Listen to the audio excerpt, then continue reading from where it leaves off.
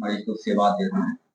अब भागलपुर प्रत्याशी हो जनसुराज जनसुराज राजनीति में आने का मेरा कोई जनसुराज है, क्योंकि जनसुराज की जब मैंने विचारधाराओं को देखा, जब उनकी बात सुनी, जब मैंने उन्हें समझा, तो मुझे लगा कि नहीं, लोगों ने ये जो भ्रम फैला रखा है, जो पढ़े लिखे इंटेलेक्ट क्लास के लोग राजनीति में नहीं आएंगे, यह गलत है। पढ़े लिखे इंटेलेक्ट लोग ही अगर राजनीति में आए तभी राज्य की और देश की दिशा दशा बदली जा सकती है, क्योंकि जब तक पढ़े लिखे लोग इन बातों को समझ नहीं पाएंगे कि समाज की मौलिक जरूरत क्या है। शिक्षा समाज की मौलिक आवश्यकता है, जिसको आज तक किसी सरकार ने नहीं समझा। अगर सरकार लोगों को शिक्षित करने का कार्य करे तो और कुछ करने की जरूरत नहीं। अगर जनता में शिक्षा मौलिक तौर पर दी जाए तो और सरकार की कोई जिम्मेदारी नहीं भी करेंगे तो जनता खुश रहेगी, वो अपना जीविकोपार्जन कर सकती है। जनसुराज का है बदलाव। आप यदि माने यहाँ से एमएलए होते हैं तो क्या आप डॉक्टर हैं, तो डॉक्टर में क्या बदलाव, क्योंकि यहाँ के मरीज के लिए क्या रहेगा विजन?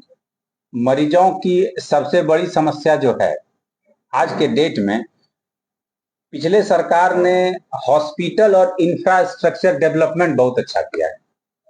इसके लिए तात्कालिक सरकार को मैं बधाई दूंगा कि तात्कालिक सरकार ने हॉस्पिटल या के इंफ्रास्ट्रक्चर को बहुत जोर दिया है। बिल्डिंगें बहुत अच्छी बनी हैं, जनरेटर की, लाइट की, पानी की व्यवस्था बहुत अच्छी है। लेकिन डॉक्टर्स की व्यवस्था, डॉक्टर्स दवा की व्यवस्था, डॉक्टर्स की 24 आवर अवेलेबिलिटी, इन सारे चीजों को सुनिश्चित करने में तत्कालिक सरकार अक्षम है। इसकी सबसे बड़ी विडंबना यह है, मैं एक डॉक्टर हूं, मैं भी कुछ दिन सरकारी नौकरी में था। मेरा ये अनुभव है कि बिहार में डॉक्टरों की जो तनख्वाह है वह एक नर्स से कम है।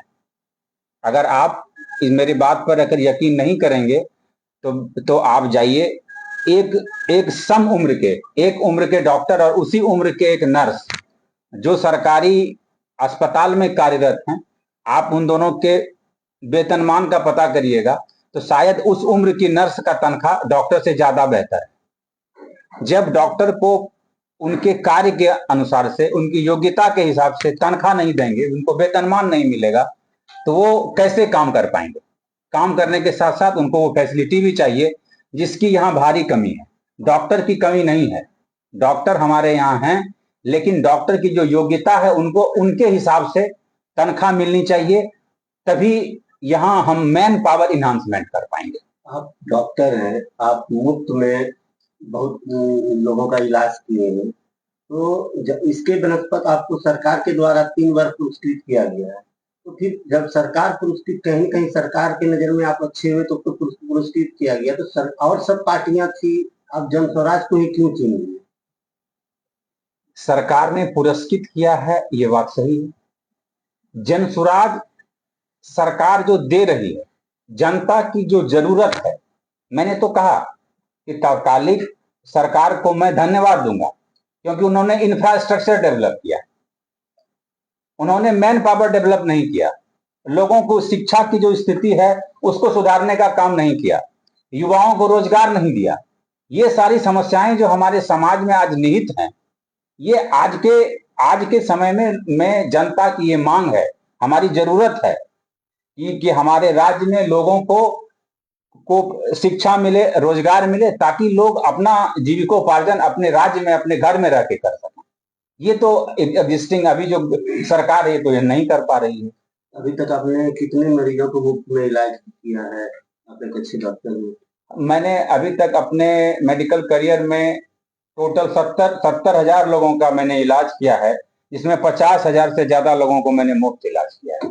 ये अब चुनाव में जब जनता के बीच जाइएगा, अभी का एमएलए के काम गिनाने के साथ अभी का एमएलए क्या काम किया, क्या नहीं हो पाए, इसके साथ क्या आप जो मरीजों का सेवा जो की साथ साथ आपका चलेगा जनता के जब जाइएगा चुनाव?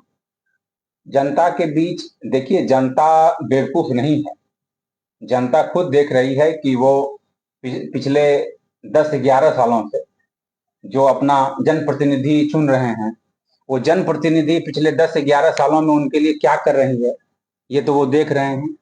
उनके क्षेत्र में क्या डेवलपमेंट हुआ, क्या विकास हुआ, ये जनता से छुपा हुआ नहीं है।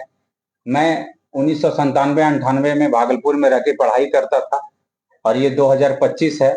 अगर मैं तब से लेकर के अब तक भागलपुर को देखूं तो कुछ अगर शहरी क्षेत्र को छोड़ दिया जाए तो जो वार्ड एरिया है, जो भागलपुर का पेरिफेरल एरिया है, उसकी स्थिति में कुछ ज्यादा परिवर्तन मुझे आज भी नहीं दिखता है।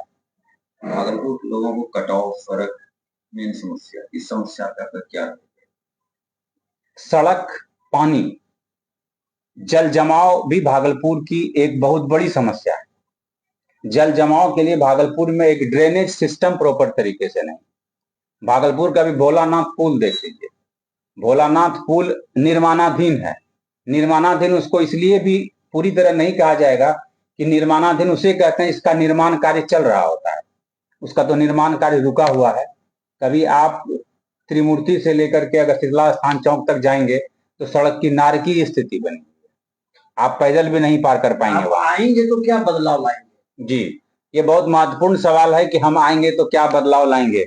हम भागलपुर को स्मार्ट सिटी बनाएंगे, जो वाकई में स्मार्ट होनी चाहिए। ये नहीं कि कागज और कलम पर सिर्फ स्मार्ट हो। और स्मार्ट सिटी के अंदर वैसी बहुत सारी बातें आती हैं जो अभी हम आपके सामने नहीं रख सकते हैं। ऐसी बहुत सारी एजेंडा, बहुत सारा ऐसा मेरे दिमाग में फ्रेमवर्क है जो कि भागलपुर को खूबसूरत बनाया जा सकता है। सब पक्का खुलिए दोगे?